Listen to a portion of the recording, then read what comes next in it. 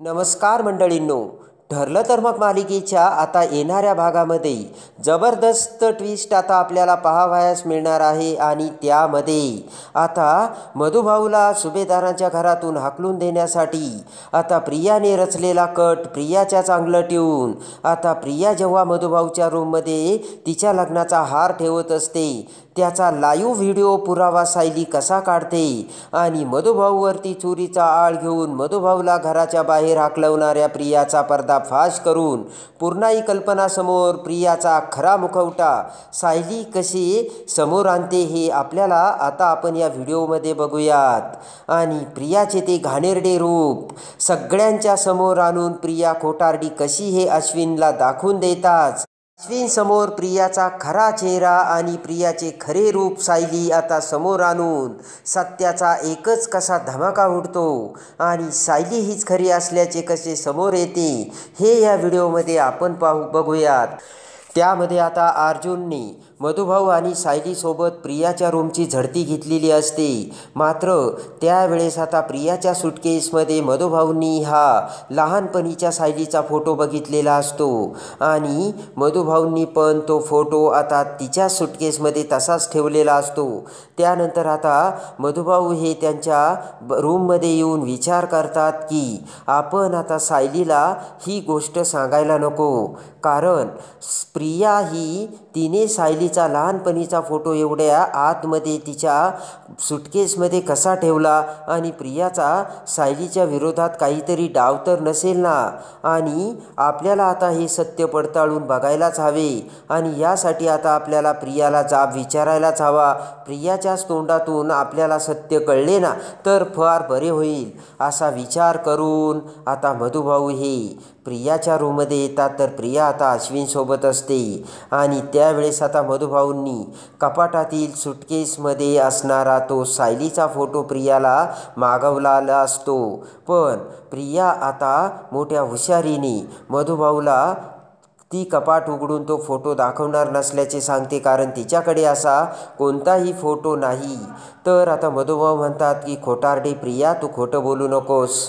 प्रिया म्हणते, बघितलं का अश्विन, मधुभाऊ माझ्यावर कसे आरोप करतात आणि जेव्हा मी आश्रमात होते ना तेव्हा माझी दप्तराची सुद्धा झडती घ्यायची आणि आता चक्क माझ्या बेडरूममध्ये येऊन माझ्या कपाटाची सुद्धा झडती घेत आहेत. अश्विनला आता प्रियाने राग आणून दिलेला असतो. अश्विन म्हणतो, पण प्रिया जर तुझ्याकडे फोटोच नाही तर मग तुला दाखवायला काय हरकत आहे. पण प्रिया म्हणते की माझी पर्सनल गोष्टी मी कशाला यांना दाखवू, मला माहिती आहे तुम्हाला सुद्धा कपाट उघडले तर फोटो मिळणार नाही, पण माझे पर्सनल कपाट मी दाखवायचेच कशाला आणि हे प्रत्येक वेळेस मी आरोप कशाला सहन करायचे. अश्विनला आता प्रियाचे म्हणणे पटलेले असते. अश्विन म्हणतो, बरोबर आहे प्रिया तुझं, आणि आता तर तू कपाट उघडूच नको असे म्हणत आता अश्विनने मोठा तमाशा केलेला असतो आणि मोठ्याने ओरडून प्रताप, कल्पना, अर्जुन आणि सायली सगळ्यांना तिथे बोलावून घेतलेले असते. आणि बघा बघा मधुभाऊ कसे माझ्या बायकोवरती आरोप करतायत आणि रूममध्ये येऊन वाटेल ते बोलतायत आणि प्रियाला खोटारडी म्हणतायत.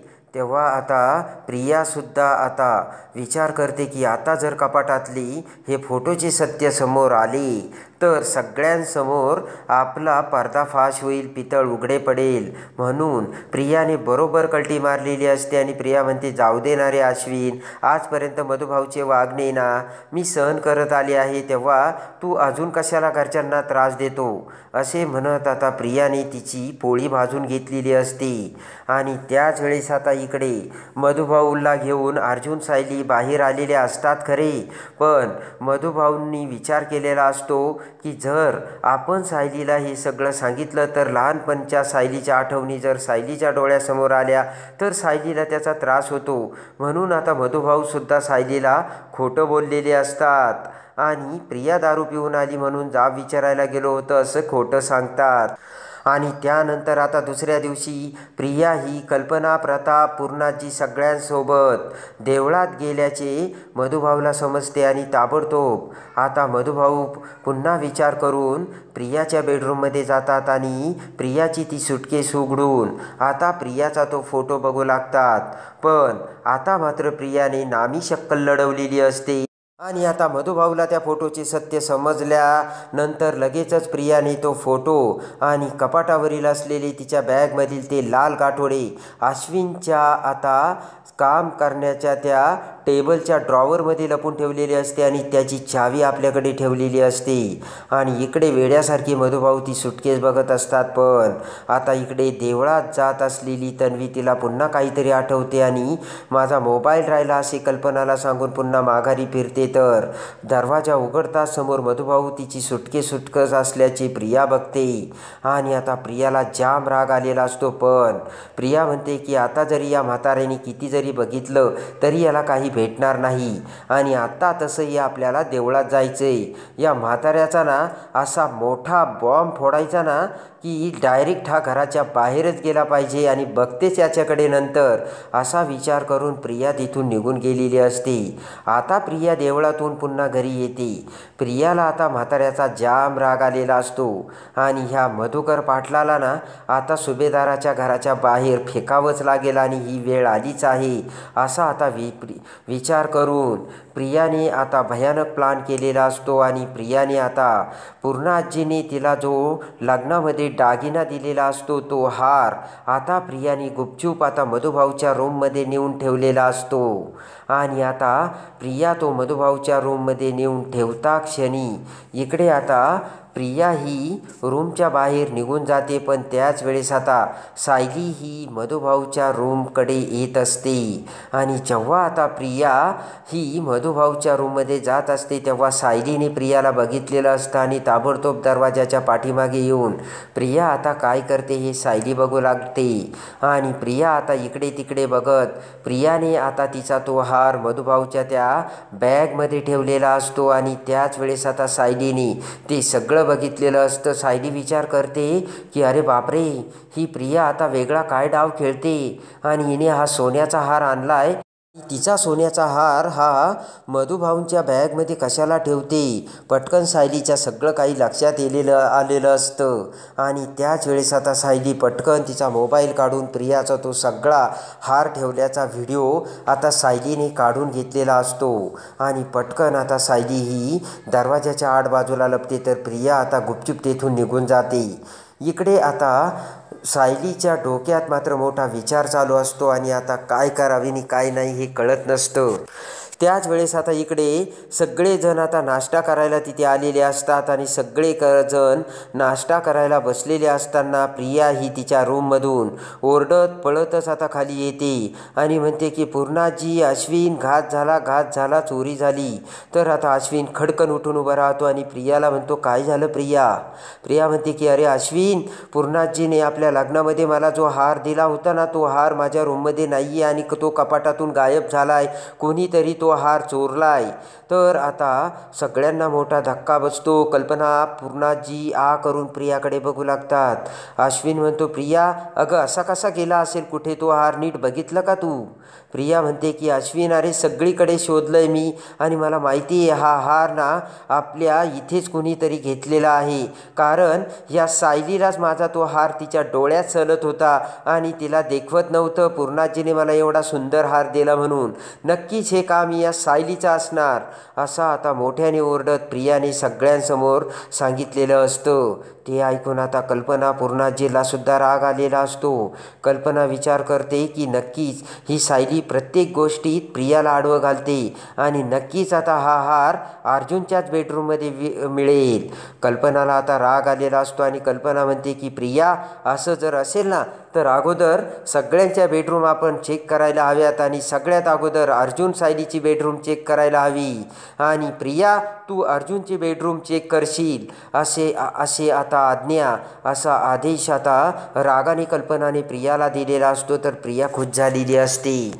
तेवढ्यात आता प्रिया म्हणते नाही आई, आपण सगळ्या रूम चेक करायच्यात आणि एकही रूम सोडायचे नाही. मला खात्री आहे नक्कीच हा हार कुणाच्या तरी डोळ्यात चलत होता आणि कुणीतरी तो घेतला असेल आणि रात्री त्याने हे सगळं प्लान करून हार घेतला असेल. पण अजून घराच्या बाहेर कोणी पडलेलं नाही आहे. तेव्हा मला माहिती नक्कीच आपण झडती घेतली तर हार ज्याने घेतला त्याच्याकडेच आपल्याला मिळेल.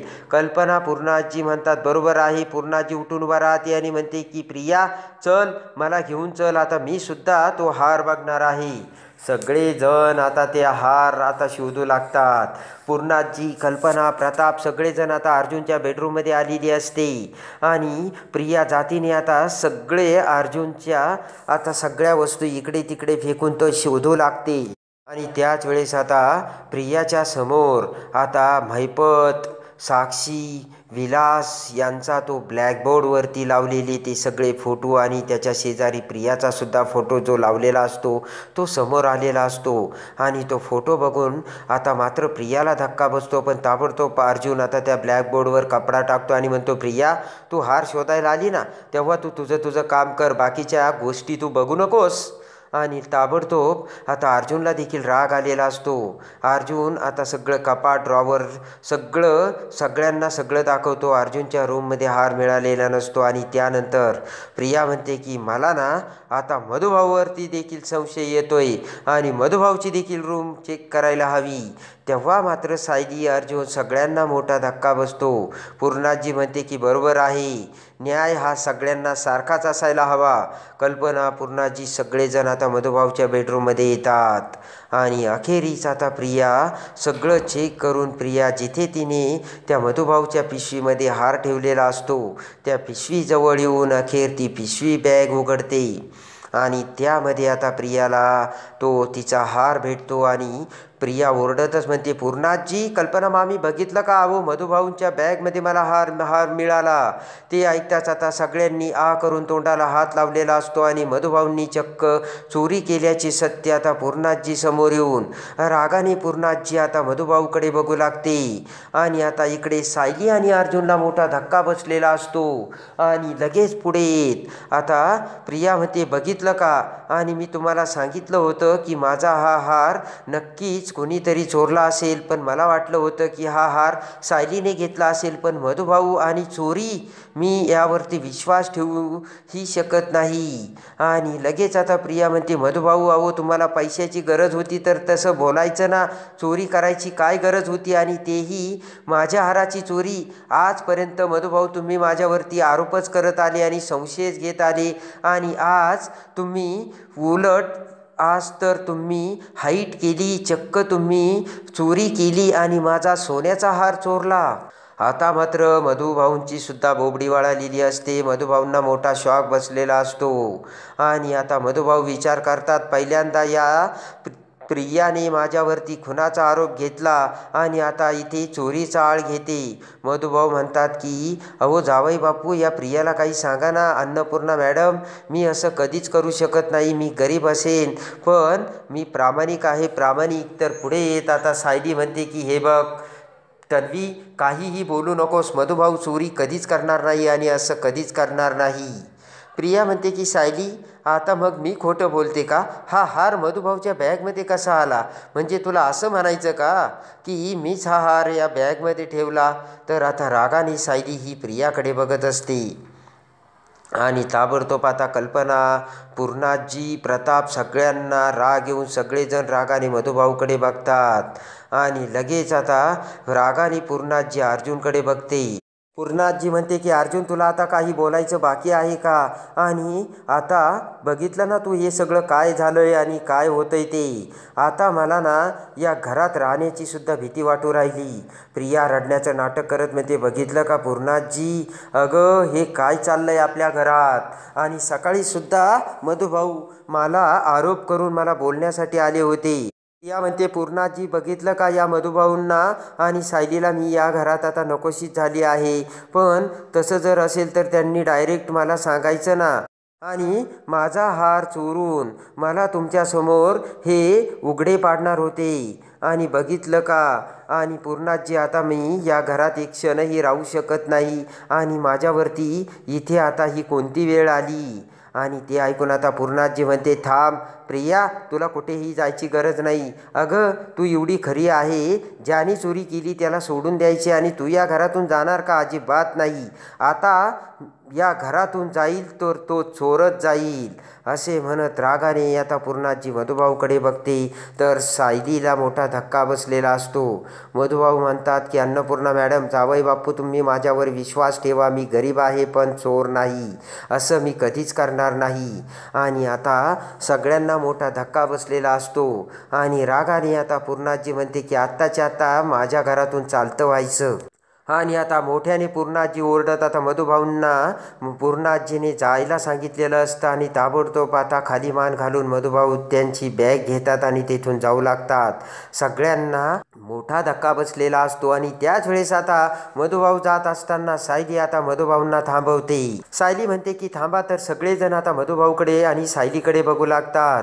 आणि लगेच आता सायली पुढे येत म्हणते की प्रिया, अगं, जे मधुभाऊ तुझ्या बापासारखी आहे, ज्यांनी तुला लहानचं मोठं केलं, संस्कार केले, आणि आज तू विषारी नागिनसारखी त्यांच्यावरच उलटली.